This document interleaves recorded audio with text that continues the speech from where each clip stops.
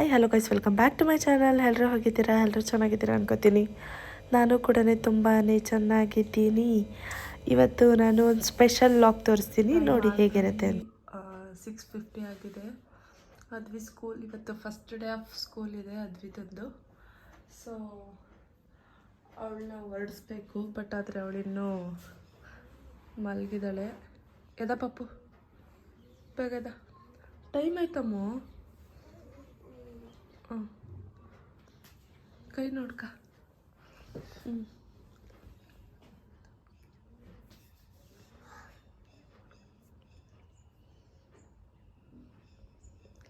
ಹೆಂಗೆ ಕೂತಿದ್ದಾಳೆ ನೋಡಿ ಅವಳು. ಪ್ರತಿದಿನ 9 ಗಂಟೆ 9:15 ಎದ್ದೇಳ್ತಿದ್ದವಳು. ಇವತ್ತು ಎಷ್ಟೊತ್ತಿಗೆ ಎದ್ದೇಳ್ತಾವಳೆ. ಅವಳಿಗೂ ಒಂಥರ ಆಗಿರುತ್ತೆ. ಸೊ ಅವಳನ್ನು ರೆಡಿ ಮಾಡಬೇಕು. 7:30ಗೆ ಆ್ಯಕ್ಚುಲಿ ಅವ್ರದ್ದು ವ್ಯಾನ್ ಇರೋದು. ಕರೆಕ್ಟಾಗಿ ತೋರಿಸಿ ಪಪ್ಪ, ಬ್ಯಾಕ್ ಕ್ಯಾಮ್ರಾದಲ್ಲಿ ಆನ್ ಮಾಡಿ ತೋರಿಸಿ.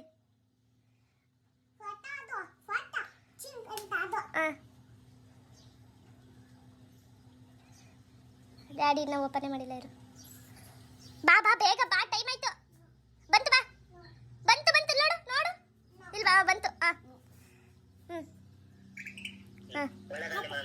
ಥ್ಯಾಂಕ್ ಯು ಹೇಳು. ಡ್ಯಾಡಿ ಹೇಳ್ಬೇಕು ಥ್ಯಾಂಕ್ ಯು.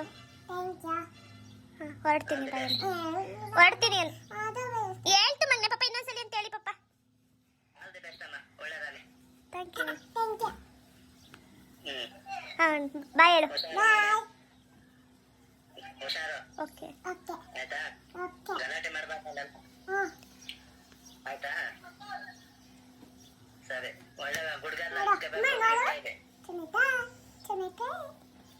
ಸರಿ ಪಪ್ಪ, ಆಯ್ತು, ಟೈಮ್ ಆಯ್ತು, ಕಳಿಸ್ತೀನಿ.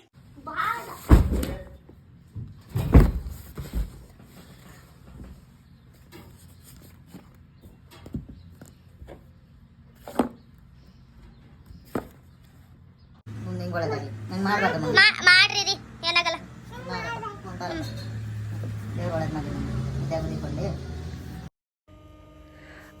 ಒಂದು ಕಡೆಯಿಂದ ಎಲ್ಲರ ಆಶೀರ್ವಾದ ತಗೊಂಡಾದ್ಮೇಲೆ ನಮ್ಮ ಮದ್ವಿ ಸ್ಕೂಲಿಗೆ ಬಿಡೋಣ ಅಂತೇಳ್ಬಿಟ್ಟು ಹೋದ್ವಿ. ಫಸ್ಟ್ ಡೇ ಆಗಿರೋದ್ರಿಂದ ಅವರಪ್ಪ ನಾನೇ ಕರ್ಕೊಂಡೋಗಿ ಬಿಟ್ಬಿಟ್ಟು ಬರೋಣ ಅಂತೇಳ್ಬಿಟ್ಟು ಹೇಳಿದ್ರು. ಸೊ ಆಯಿತು, ಅವ್ರಿಗೂ ಇನ್ನೂ ಡ್ಯೂಟಿಗೆ ಹೋಗ್ಲಿಕ್ಕೆ ಇನ್ನೂ ಟೈಮ್ ಇತ್ತು. ಸೊ ನಾವೇ ಬಿಟ್ಬಿಟ್ಟು ಬರೋಣ, ಸ್ವಲ್ಪ ಹೇಳ್ಬಿಟ್ಟು ಬರೋಣ. ಯಾಕೆ ಅಂತಂದರೆ ಅವಳಿಗಿನ್ನೂ ಅಷ್ಟು ಕರೆಕ್ಟಾಗಿ ಹಿಂದಿ ಬರ್ತಿರಲಿಲ್ಲ. ಮಕ್ಳ ಜೊತೆ ಎಷ್ಟು ಮಾತಾಡ್ತಾಯಿದ್ಲೋ ಅಷ್ಟೇ ಬರ್ತಾಯಿದ್ದಿದ್ದು. ಈಗ ಯಾರಾದರೂ ಇನ್ ಕೇಸ್ ಸಡನ್ನಾಗಿ ಫ್ಲೂಯೆಂಟಾಗಿ ಮಾತಾಡಿಸ್ಬಿಟ್ರೆ ಅವಳಿಗೆ ಅರ್ಥ ಆಗ್ತಿರ್ಲಿಲ್ಲ. ಸೊ ನಾವೇನು ಅಂದ್ಕೊಂಡ್ವಿ, ಹೋಗ್ಬಿಟ್ಟು ಫಸ್ಟ್ ಒಂದ್ಸಲಿ ಹೇಳ್ಬಿಟ್ಟು ಬರೋಣ. ಅಟ್ಲೀಸ್ಟ್ ಸ್ವಲ್ಪ ಇಂಗ್ಲೀಷೆಲ್ಲ ಮಿಕ್ಸ್ ಮಾಡಿ ಸ್ವಲ್ಪ ಮಾತಾಡಿದ್ರೆ ಅವಳಿಗೂ ಅರ್ಥ ಆಗ್ಬೋದು ಅಂತೇಳ್ಬಿಟ್ಟು ಅಂದ್ಕೊಂಡು ಹೇಳ್ಬಿಟ್ಟು ಬಂದುಬಿಡೋಣ, ಬಸ್ಸಲ್ಲಿ ಬೇಡ ಅಂತೇಳ್ಬಿಟ್ಟು ಬಂದ್ವಿ. ಬಸ್ ಅಂತಂದರೆ ಸ್ಕೂಲ್ ಬಸ್ ಏನಲ್ಲ, ಮಾಮೂಲಿ ನಮ್ಮ ಏನು ಯೂನಿಟ್ ಕಡೆಯಿಂದಲೇ ಬಸ್ ಬಿಟ್ಟಿರ್ತಾರೆ ಎಲ್ಲ ಮಕ್ಳಿಗೂ. ಅದೇ ಬಸ್ಸಲ್ಲಿ ಹೋಗೋದು ಎಲ್ರೂ. ಸೊ ಸ್ಕೂಲ್ ಹತ್ರ ಬಂದ್ವಿ. ಇದೇ ಅದ್ವಿದು ಸ್ಕೂಲು. ಫಸ್ಟ್ ಡೇ ಒಳ್ಳೆ ಹೆಂಗೆ ಲಿಲಿಪುಟ್ಟು ಹೋಗುತ್ತಲ್ಲ ಆ ಥರ ಅದ್ವಿ ನಿಧಾನಕ್ಕೆ ಹೋಗ್ತಿದ್ಲು, ಹೋಗ್ಲೋ ಬೇಡವೋ ಅಂತೇಳ್ಬಿಟ್ಟು. ಆಮೇಲೆ ಅವ್ರು ಕೇಳ್ತಾಯಿದ್ರು ಯಾವ ಸ್ಕೂಲು ನಿಂದು ಅಂತೇಳ್ಬಿಟ್ಟು. ಅವಳಿಗಿನ್ನೂ ಗೊತ್ತಿಲ್ಲಲ್ಲ, ಹಾಗಾಗಿ ನನ್ನ ಮುಖನ ನೋಡ್ತಿಲ್ಲ, ಅಮ್ಮ ಯಾವ ಸ್ಕೂಲು ನಂದು ಅಂತ. ಆಮೇಲೆ LKG ಕಣಪ್ಪ, ಹೋಗ್ಬೇಕು ಅಂತೇಳ್ಬಿಟ್ಟು ಹೇಳಿದಾಗ ಸರಿ ಆಯಿತು ಅಂತೇಳ್ಬಿಟ್ಟು ಮೇಡಮ್ಗೆಲ್ಲ ಗುಡ್ ಮಾರ್ನಿಂಗ್ ಮ್ಯಾಮ್ ಅಂತ ಹಿಂಗೆಲ್ಲ ಒಂದು ಫಾರ್ಮಾಲಿಟೀಸ್ ಇರುತ್ತಲ್ಲ ಮಕ್ಳದ್ದು, ಆ ಥರ ಹೇಳ್ಬಿಟ್ಟು ಓದ್ಲು. ಆಮೇಲೆ ಕೇಳ್ಬೋದು ಕೆಲವರು ಯಾಕೆ ಆರ್ಮಿ ಸ್ಕೂಲ್ಗೆ ಹಾಕಿಲ್ಲ ಅಂತೇಳ್ಬಿಟ್ಟು. ನಾವು ಹಾಕಲಿಲ್ಲ ಆರ್ಮಿ ಸ್ಕೂಲ್ಗೆ, ಇಲ್ಲಿ ಅಷ್ಟು ಇದಿಲ್ಲ, ನಮಗೆ ಕಂಫರ್ಟಬಲ್ ಇಲ್ಲ ಅಂತೇಳ್ಬಿಟ್ಟು ನಾವು ಹಾಕಲಿಲ್ಲ. ಹೊರಗಡೆ ಸಿವಿಲ್ ಸ್ಕೂಲ್ಗೆ ಹಾಕಿದ್ವಿ, ಇರಲಿ ಪರವಾಗಿಲ್ಲ ಅಂತೇಳ್ಬಿಟ್ಟು. ಚೆನ್ನಾಗಿದೆ ಈ ಸ್ಕೂಲು, ಏನು ಅಂತ ಏನಿದಿಲ್ಲ. ಬಿಲ್ಡಿಂಗ್ ಹಳೇದಾಗಿರ್ಬೋದು, ಶಿಕ್ಷಣದಲ್ಲಿ ಯಾವುದೇ ರೀತಿ ಕೊರತೆ ಇಲ್ಲ, ಚೆನ್ನಾಗೇ ಹೇಳ್ಕೊಡ್ತಾರೆ. ನಾನು ಕೂಡ ಅವ್ರಿಗೆ ಹೇಳ್ತಾಯಿದ್ದೆ, ಅವಳಿಗೆ ಹಿಂದಿ ಬರಲ್ಲ, ಸ್ವಲ್ಪ ಅಡ್ಜಸ್ಟ್ ಮಾಡ್ಕೊಳ್ಳಿ, ಇಂಗ್ಲೀಷಲ್ಲಿ ಸ್ವಲ್ಪ ಕಾನ್ವರ್ಸೇಷನ್ ಮಾಡಲಿಕ್ಕೆ ಟ್ರೈ ಮಾಡಿ, ಅವಳು ಅರ್ಥ ಮಾಡ್ಕೋತಾಳೆ ಅಂತೇಳ್ಬಿಟ್ಟು.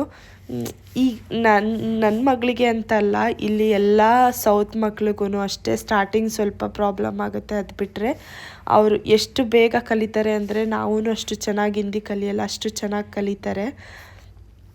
ಮಕ್ಕಳು ಜೊತೆ ಸೇರ್ಕೊಂಡು ಬೇಗನೆ ಕಲ್ತ್ಬಿಡ್ತಾಳೆ. ನನ್ನ ಮಗಳೂ ಅಷ್ಟೇ ಇವಾಗ ತುಂಬ ಚೆನ್ನಾಗಿ ಹಿಂದಿ ಮಾತಾಡ್ತಾಳೆ. ಖುಷಿ ಆಗುತ್ತೆ ಅಷ್ಟು ಬೇಗ ಕಲ್ತ್ಲಲ್ಲ ಅಂತೇಳ್ಬಿಟ್ಟು. ಫಸ್ಟೂ ಮಾತಾಡ್ತಾ ಇದ್ಲು 1.5 ವರ್ಷ ಪಾಪು ಇದ್ದಾಗ. ಅವಳಿಗೆ ಕನ್ನಡ ಅಷ್ಟು ಗೊತ್ತಾಗ್ತಿರ್ಲಿಲ್ಲ. ನಾವು ಮಾತಾಡಿಸಿ ಕನ್ನಡ ಕಲಿಸಿದ್ವಿ. ಇವಾಗ ಹಿಂದಿ ಈಗ ಅವಳೇ ಕಲ್ತ್ಕೊತಿದ್ದಾಳೆ. ಈ ಎಲ್ಲ ಭಾಷೆನೂ ಕಲ್ತಿರಬೇಕು ನನ್ನ ಪ್ರಕಾರ. ಅದೇ ಕಲಿಬೇಕು ಇದೇ ಕಲಿಬೇಕು ಅಂತೇನಿಲ್ಲ. ನಮ್ಮ ತಾಯಿ ಭಾಷೆ ಏನಿದೆ ಅದನ್ನು ಕೂಡ ಕಲ್ತಿರಬೇಕು. ನಮ್ಮ ವ್ಯಾವಹಾರಿಕ ಭಾಷೆಗಳು ಏನು ಬೇಕಾಗಿರುತ್ತೆ, ಹಿಂದಿ, ಇಂಗ್ಲೀಷ್ ಆಗಿರ್ಬೋದು, ತೆಲುಗು, ತಮಿಳ್ ಎಲ್ಲ ಭಾಷೆನೂ ಕಲಿಬೇಕು, ತಪ್ಪು ಅಂತ ನಾನು ಹೇಳಲ್ಲ. ಬಟ್ ಆದರೆ ನಮ್ಮ ಭಾಷೆ ಮೇಲಿರೋ ಗೌರವನ ಯಾವತ್ತೂ ಬಿಟ್ಕೊಡ್ಬಾರ್ದು. ಇದಿಷ್ಟ ಆಗಿತ್ತು ನನ್ನ ವ್ಲಾಗ್. ಎಲ್ರಿಗೂ ಇಷ್ಟ ಆಗಿರುತ್ತೆ ಅನ್ಕೋತೀನಿ. Thank you so much. Thank you for the watching. Lots of love. ಹೀಗೆ ಸಪೋರ್ಟ್ ಮಾಡ್ತಾಯಿರಿ. ಲೈಕ್ ಮಾಡಿ, ಶೇರ್ ಮಾಡಿ ಮತ್ತು ಕಮೆಂಟ್ ಮಾಡಿ.